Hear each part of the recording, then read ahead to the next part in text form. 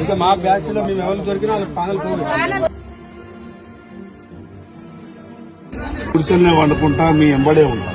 మీరెవరు కూడా ఆధారపడదు. మీకు ఏ చిన్న ఇదైనా మాకు తెలిసిన వెంటనే నేను ఆడికి మూలకెళ్ళిన బయట ఎవరు కూడా ఆధారపడద్దు.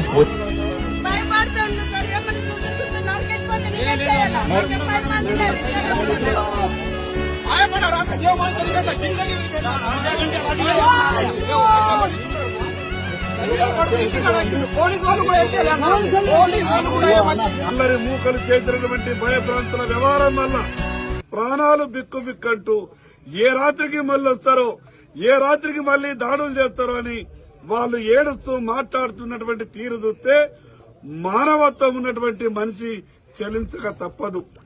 బాధితుల తరఫున ఈ ప్రభుత్వాన్ని డిమాండ్ చేస్తున్నాం.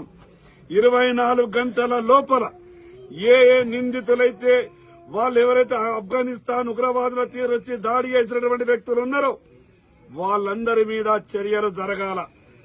లేకుంటే 24 గంటల సమయం తర్వాత జరిగేటటువంటి విషయాలకు మేం బాధ్యులు కామని వ్యవస్థకు చెప్పదలుచుకున్నాం.